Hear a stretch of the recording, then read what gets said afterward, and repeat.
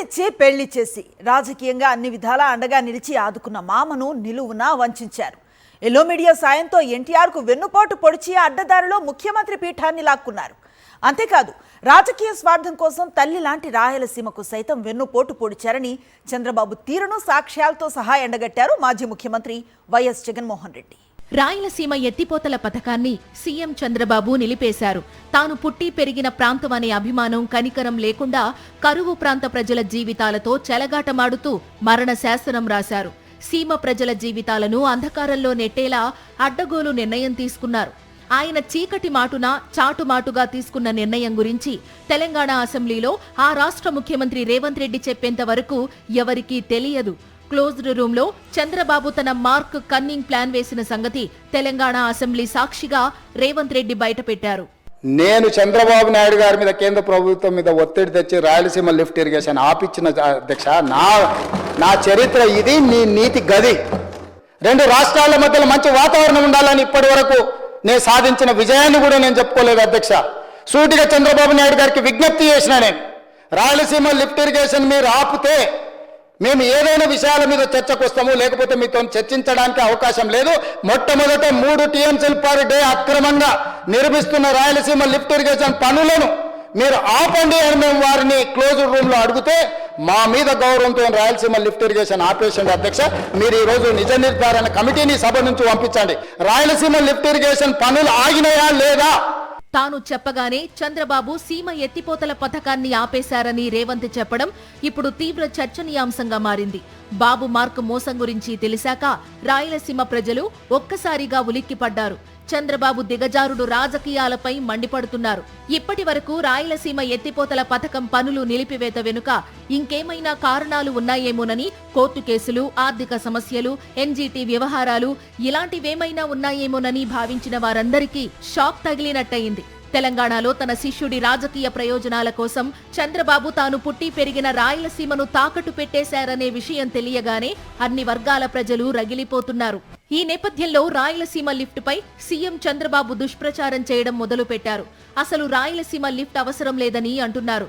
అలాంటి చంద్రబాబు తీరును ఎండగడుతూ చీకటి ఒప్పందాలు చేసుకోవడంలో ఘనాపాటి అయిన చంద్రబాబు మరోసారి ప్రజలకు మోసం చేసి చరిత్రహీనునిగా మిగిలిపోయారని మాజీ ముఖ్యమంత్రి వైఎస్ జగన్మోహన్ రెడ్డి ధ్వజమెత్తారు.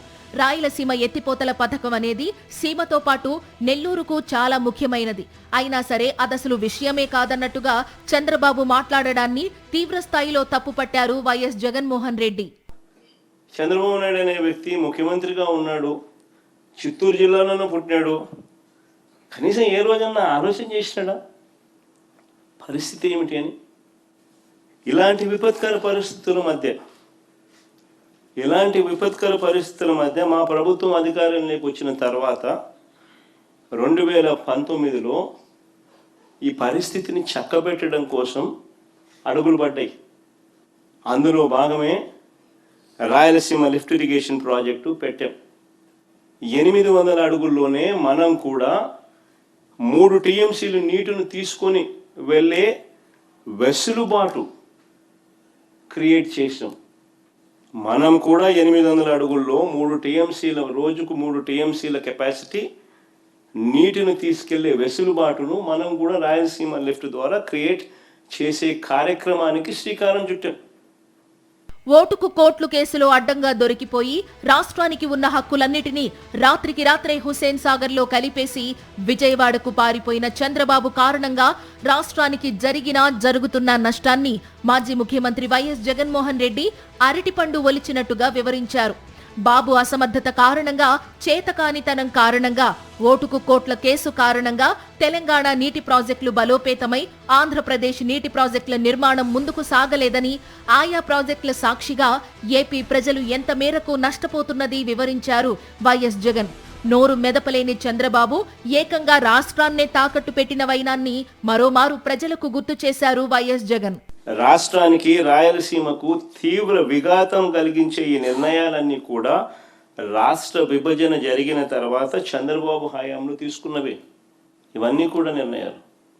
అటు చంద్రబాబు నాయుడు పరిస్థితి ఏంటి అని అంటే, ఓటుకు కోట్ల కేసులు ఆడియో వీడియోలతో అడ్డంగా దొరికిపోయిన చంద్రబాబు నాయుడు గారు నోరు మెదపలేని పరిస్థితి, నోరు మెదపని పరిస్థితి.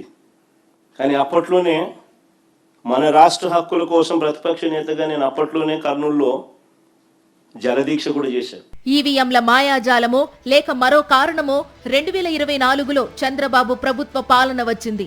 ఆయన 4వ ముఖ్యమంత్రి అయ్యారు. దాంతో రాష్ట్రానికి చంద్రగ్రహణం పట్టినట్టయిందని, అన్ని రంగాల్లో రాష్ట్రం తిరోగమనంలో ఉందని మాజీ ముఖ్యమంత్రి వైఎస్ జగన్మోహన్ రెడ్డి ధ్వజమెత్తారు.